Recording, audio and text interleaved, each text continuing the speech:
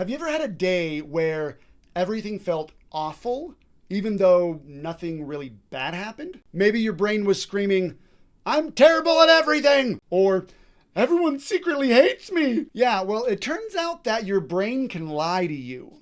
And when you believe those lies just because they feel true, you fall into one of the biggest traps in the world: emotional reasoning. We're going to learn how to stop letting your feelings drive the bus and be the ones holding the steering wheel instead.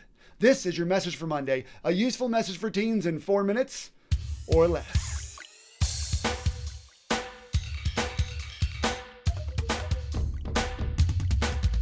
There's this ancient Greek philosopher named Epictetus who said, "It's not events that upset us, but our thoughts about them." That means the thing that makes you feel angry, sad, or anxious isn't really what happened. It's the story you told yourself about what happened. The authors of The Coddling of the American Mind called this the untruth of emotional reasoning. The idea that your feelings always tell you the truth. When you believe that your feelings are always right, you start to live in a distorted reality.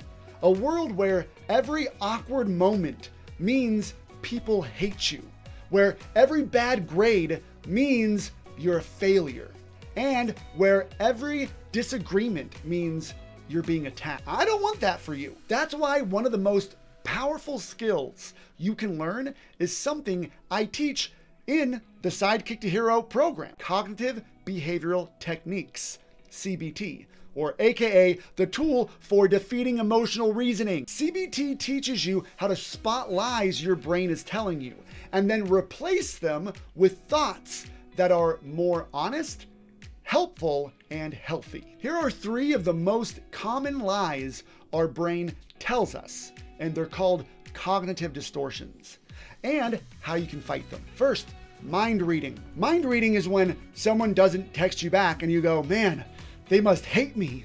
You're trying to read their mind. Instead, have a balanced perspective and think maybe they're just busy or they don't want to respond, and that's okay. A second one is catastrophizing. You think, "Man, I bombed that quiz. I'm going to fail the whole class, or I'm never going to go to college." Instead, strike a balanced perspective.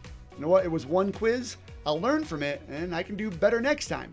And hey, even if I don't get into college, not the end of the world. A lot of successful people didn't go to college. And the third cognitive distortion is labeling. When we think something like, "Man, I'm such a loser."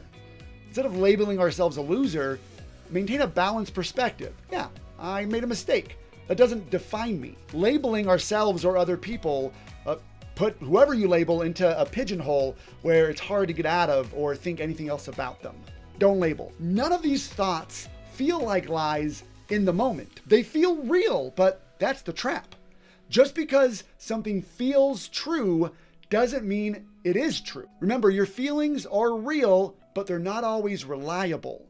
You can feel hurt, scared, embarrassed, or angry, and still pause, breathe, and question whether your thoughts are actually helping you live the life you want. The book also talks about a comedian named Carith Foster. She's faced lots of awkward, even offensive moments in her life. But instead of always assuming people were being hurtful on purpose or being microaggressive, she asked, "Well, is there another more generous way I could interpret this?" That's powerful. And it doesn't mean you excuse bad behavior. It just means you're choosing to be the author of your own story. This week, your challenge is simple but powerful. Every day, catch one negative thought, write it down. Then identify what type of distortion it is. Is it mind reading, catastrophizing, labeling? There's a lot of them. And finally, write a new, more balanced hero thought, because heroes think critically. They lead themselves wisely, and they create a better story in their minds. Let's train your brain and your emotional thinking to follow you, not the other way around. I hope you found that video helpful. You know, if you were in Sidekick to Hero, my gamified mindset training program for teens, you would have received experience points and coins for watching it. Plus have access to like a bunch of videos and courses to help you become the confident, goal-crushing hero the world so desperately needs right now. If that sounds like your kind of thing, go grab a parent and go over to sidekicktohero.com and start your free trial today. Or, just keep watching my videos here on YouTube and get 0 experience points and coins. It's up to you, really.